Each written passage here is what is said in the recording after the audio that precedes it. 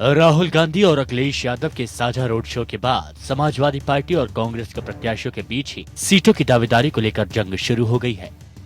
लखनऊ मध्य से सपा के प्रत्याशी और मंत्री रविदास मेहरोत्रा ने जहां पर्चा भरा, वहीं इसी सीट से कांग्रेस के मारूफ खान ने भी नामांकन कर पेच फंसा दिया है। अब दोनों ही नेता अपनी अपनी दावेदारी का राग अलाप रहे हैं। जहां एक और रविदास मेहरोत्रा का दावा है कि रोड शो के दौरान अखिलेश यादव और राहुल गांधी ने लोगों से उनके लिए वोट मांगे हैं, वहीं मारूफ खान का कहना है कि कांग्रेस प्रदेश अध्यक्ष राज बब्बर और यूपी प्रभारी गुलाम नबी आजाद ने इस सीट से नामांकन करने के उनको निर्देश दिए हैं। इसके अलावा लखनऊ की अन्य सीटों पर भी काफी उठापटक देखने को मिल रही है। यहां की मोहनलालगंज सीट से कांग्रेस ने नरेश वाल्मीकि को प्रत्याशी घोषित कर रखा है, लेकिन इसी सीट से अमरीश पुष्कर ने समाजवादी पार्टी से पर्चा दाखिल किया है। इस बीच गाजियाबाद में एक चुनावी रैली के दौरान अखिलेश यादव ने कांग्रेस के साथ गठबंधन को बड़ा रिस्क बताया है। देश की राजनीति में परिवर्तन लाने के लिए हमें कोई भी जोखिम उठाना पड़ा, कांग्रेस का साथ लेना पड़ा, तो हम कांग्रेस के साथ लेकर के उत्तर प्रदेश में बदलाव लेने का काम करेंगे। इससे पहले सपा कांग्रेस की संयुक्त प्रेस कॉन्फ्रेंस के दौरान जब राहुल गांधी ने मायावती की तारीफ की, तो अखिलेश यादव भी चौंक गए थे। जैसे मैं मायावती जी की रिस्पेक्ट करता हूं, वैसे मैं कांशीराम जी की रिस्पेक्ट करता हूं। बीएसपी ने भी यूपी में सरकार चलाई, उन्होंने गलतियां की, मगर मेरा पर्सनल रिस्पेक्ट मायावती जी के लिए बिल्कुल इंटैक्ट।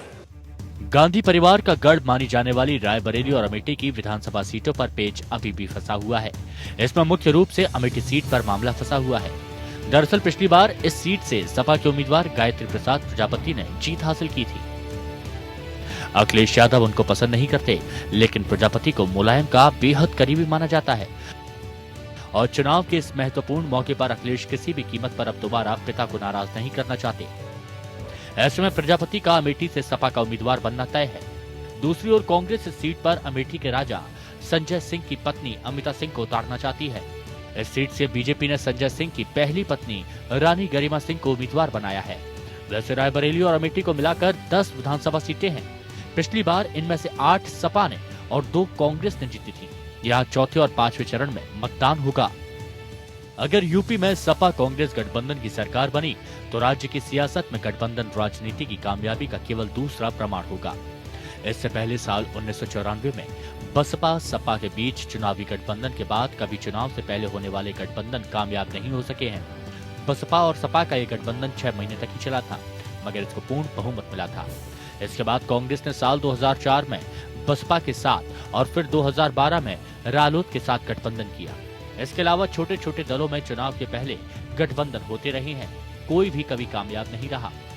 वैसे कागजों पर 2012 के विधानसभा चुनाव के वोट प्रतिशत को देखा जाए तो सपा को 29.13% और कांग्रेस ने 11.65% वोट हासिल किए थे, जिसका अर्थ है कि लगभग 41% वोट दोनों दलों के पास था। अगर इसको बहुत कम किया जाए तब भी इस चुनाव में ये 35% तक होना संभव है और ऐसी स्थिति में इस गठबंधन का सरकार बनाना तय है। लेकिन ये बात 5 साल पहले की थी। अब सपा और कांग्रेस दोनों ही प्रदेश में अपने अस्तित्व की लड़ाई लड़ रही हैं। Bureau report, APN।